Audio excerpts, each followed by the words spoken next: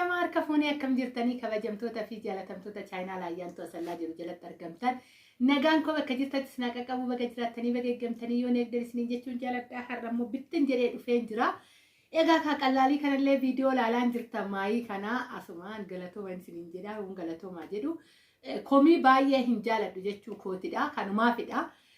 Warroonni viidiyoon kun isin bira ga'e laayik sheer gochuun dagatina. Waliif sheer godhaa itti fayyadamanii obboleewwanii barbaadan hunduuyyuu warri immoo yaada qabdan sun garaate yaada keessanis saanduqa komentii jalatti naa teessisuu dandeessu isiniin jechuun jaaladha. Egaa ka viidiyoo kan laayik sheer gochuun dagatina bakka jirtanitti har'a bittin jedheen dhufee egaa ka uffata addaatidha kun waan nama ajaa'ibuudha.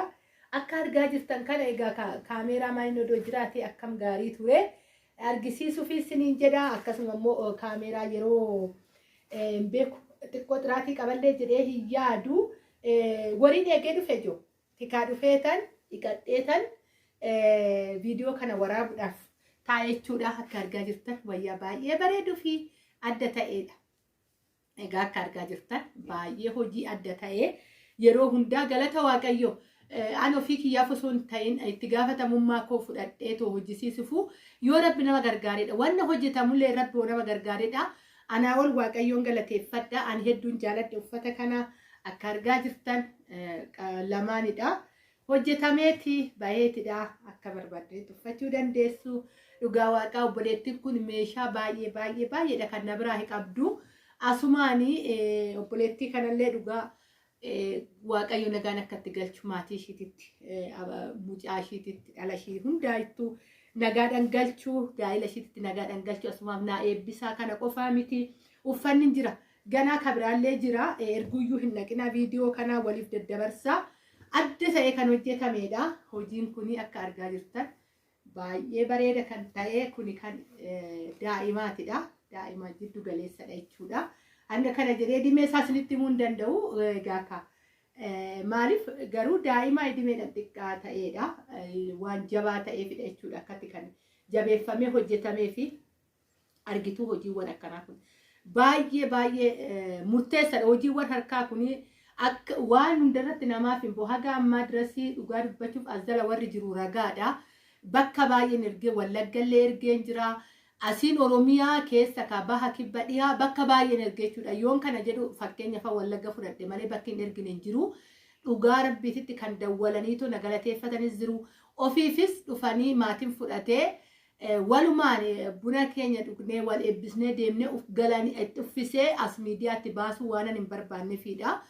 Itti uffisee laalee itti ta'ee galeetis warra mana jiranis immoo nama irratti ilaallame jedhanii naa dawwalanii na eebbisan danuutu jira. Egaa kana yoon jedhu namni nama qeequu hin dhabamaa fi miti galata waaqayyo maaliif harki caalan kan nama galateeffatutu caala waan ta'eefan isiniif ibsaa jira. Akka argaa jirtan kun immoo kan abbaa warraatidha. Isiniin jedha haala kanaan wayyaan kun warratti bahee isiniin jedha as kun akkatti jira ganaan uffadhe isinitti argisiisa erguyyuu hin dhaqinaa. Warri jaalattan hiriyoota keessaniif ayyaanni dhufaa jira barri haaratti dhufaa jira maatii keessa warri sapiraayis godhuu barbaaddan egaa kan dhufaa jiru waggaadhaniini itti qophaa'aa jechuun jaaladha. Akkasuma yeroo darbee viidiyoo gallakkiseen ture lidatii ijoollee keessaniif warri kabajuu barbaadan rikuradii guutuu wajjiniin jechuudha. Warri barbaadanis waraatan nu dubbisuu dandeessu. Akkasuma warroonni suuras hojjisiisuu barbaadan nu dubbisuu dandeessu.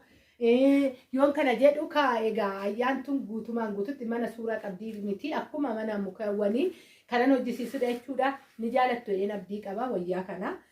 Hojjaan isaa yeroo baay'ee kan onlaayinii irraa dhufu yeroo baay'ee diizaayin adda ta'edha. Kan warra aartota irraa hojjetamu wayyaa gizee hundaa ol uffadhu anuu na ajaa'iba. Kan hundaatuyyuu anaaf ta'uu isaatiif na ajaa'iba. Garuu mucaan kun baay'ee ijoollee daa'imaadha. Natti ta'a jedheetu yaada. Nan laala jedheetuma malee natti ta'a jedhee yaadetti miti garuu natti ta'e waan nama ajaa'ibu keessaa egaa kan mudhii immoo nama noosisuudha. Egaa maa furdatte naan hin jenna yeroo hundaan isinitti dubbadhaa duuban qixqixii qaba. Abbaa fe'ettuyyuu ta'uu waan danda'udha yeroo hundaan dubbadhaa isiniin jechuun jaaladha. Erguun naqina ammas immoo uffata biraan uffadhee isinitti argisiisaa bittin jedheetoo isiniin jedha anuma faana tura hin dhumne. Warri kanas jaalatta warri kan biraatis immoo jaalatta faamu warri barbaadan hunduu nu dubbisuu dandeessuun isiniin jedha. Ammas kafanni baay'eetu jira, uffanni kan matitti uffisan jira. Erguun naqina isin bichaa laayikii tuqaa. Warri isinitti tole wal eebbisaa, nama eebbisuu wal eebbisuudha. Warri jaalattan immoo waliif sheer godhu. Egaa walitti dachaan ammas kunoo bittin jedhee dhufee jira. Uffanni kun akkuma isiniin jedhee baay'eedha. Haala kanaan diizaayinoota kan adda ta'aniidha. Kun uffata aadaatiidha garuu hojiin isaa kan agarraa hojjennirraa wanti adda godhu baay'eetu iyyuu jira. Isiniin jechuun jaaladha. Naxaloonnis lama walitti shibshaaboodhaanii egaa akkanaaf haa ba'u jetteetti baay'ee fi jira.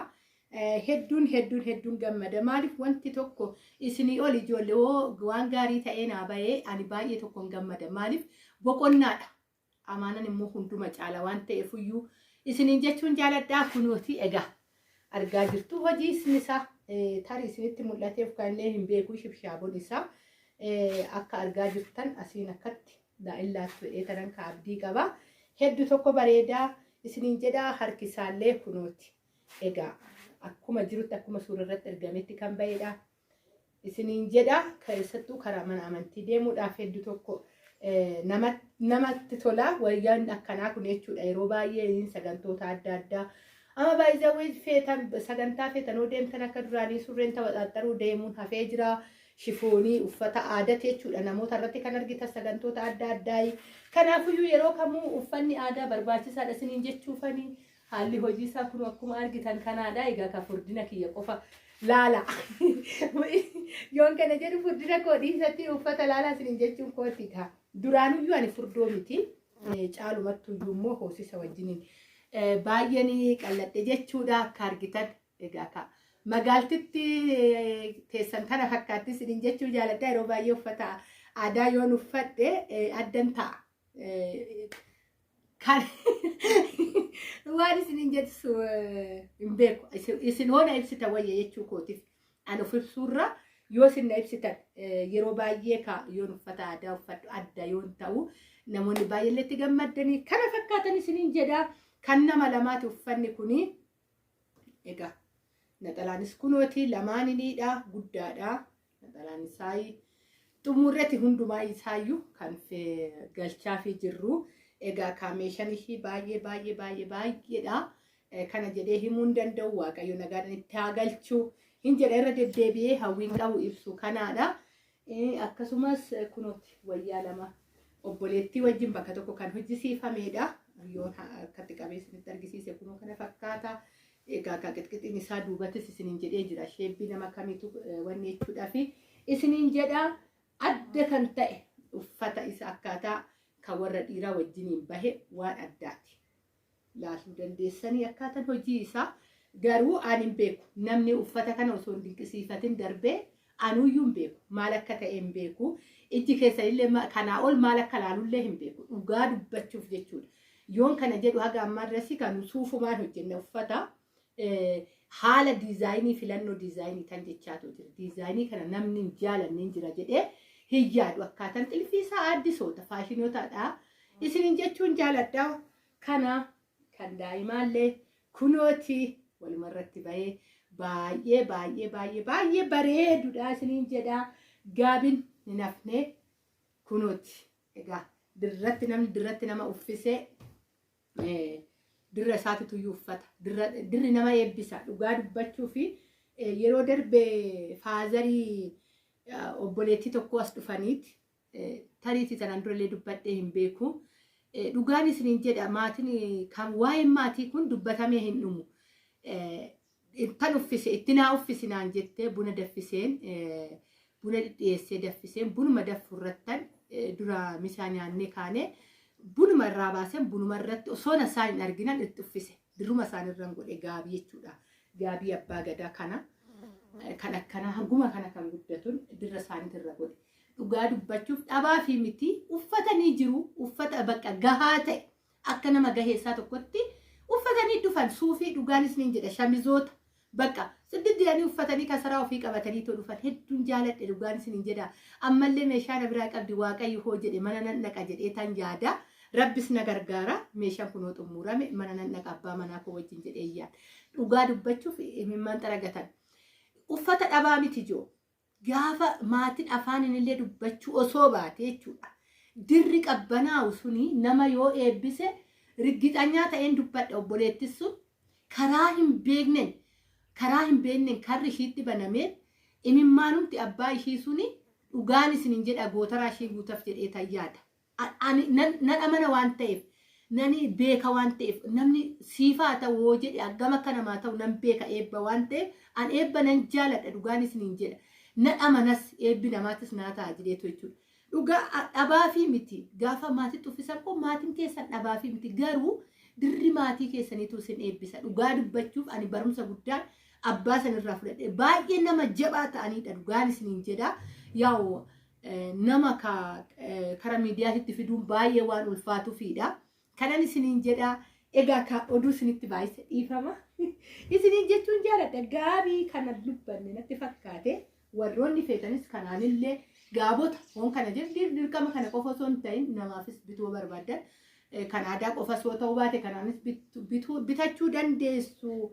Warroonni nama tuffisuu barbaadan namoonni dirra namaa nan qabbaneessanii barbaadan kana qofaa miti joo rabbi isinii kiyya isin gargaaree nama naannoo keessanii rakkataa naannoo keessanitti illee hoo humni keessan ayyame yoon kana jedhu dirqama eebbaa argachuuf isin miidhamtanii hojjechuu osoo hin ta'in waan qabdanirraa illee yoo namatti suffisuu barbaadan illee ta'ee kana deebisii firaasha tokko illee nama tokko cinaacha ciibsu osoo barbaadan ta'ee karaa feetanii nu dubbisuu dandeessu isiniin jechuun jaaladhaa. Egaa ani karaa kootiin yaada koo xumureen jira yaada isinirraa dhufu immoo nan eega isiniin jechuun jaaladhaa. Egaa kaacallee fi kan mormaallee kunooti kan tokko bichaadha akkanaan hin jenneefanii baay'ee bareedu ammas jiran oonlaayinii faashinoonni guyyaa guyyaadhaniin gaduma buustanii erguu dandeessu isiniin jechuun jaaladhaa.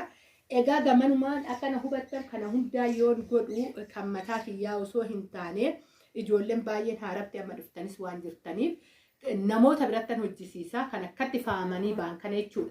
Amanamummaa fi maamila koo baay'ee hedduu wajjiniin turre kanan isiniin jedhaa. Egaa yaadas qabaattan wanta qabdan hundaa saanduqa koomentii jalatti naa teechisu hin dagatinaa. Egaa hedduun isin jaaladha hedduun isin kabajaa ani baay'een itti gammade uffata kanatti hedduu isiniin jedhaa. Nagaa naa ta'a. I love you.